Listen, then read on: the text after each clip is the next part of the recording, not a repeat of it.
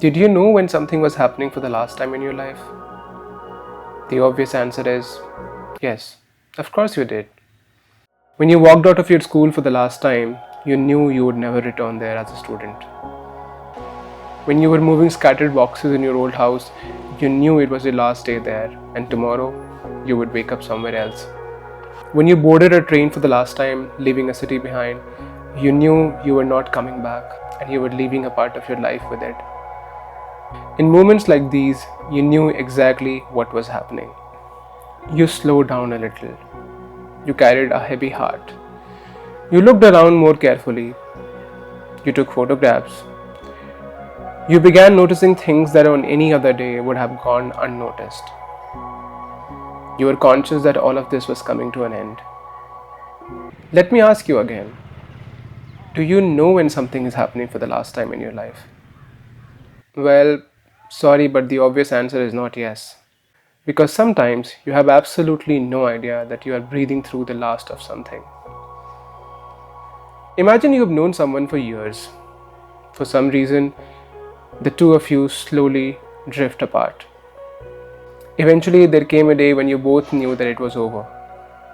You saw each other one last time, carrying the heaviness of knowing that this was a final meeting. But this is not what I think about. I think about all the things that had already happened for the last time, long before that day. Things you never paid attention to because they were ordinary, or perhaps because you had no idea what was about to come. For example, the last time you both laughed without realizing it would never happen again. The last time you walked into your favorite place to eat together. The last ordinary phone call.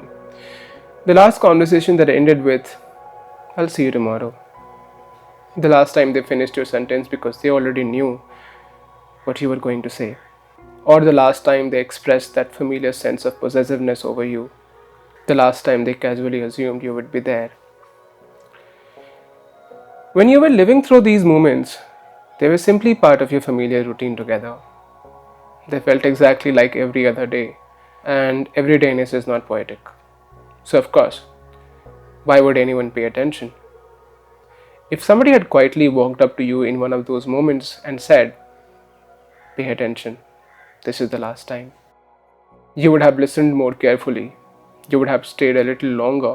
You would have noticed details that you would never have the chance to notice again. Months later, sometimes years later, you are sitting by yourself staring into nothingness. You see some small, ordinary action unfolding in front of you, and suddenly you are reminded of doing that exact same thing with them. That's when you realize the last time it happened had been long before the last time you actually saw each other.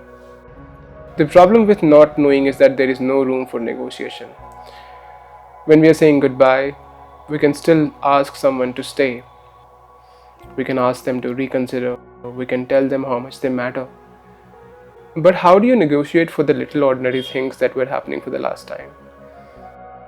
Unless a messenger falls from the sky and tells you, "This could be your last laugh together." Sadly, that never happens. And all we are left with is remembering the end of the final meeting. Never the end of ordinary moments that were happening for the last time.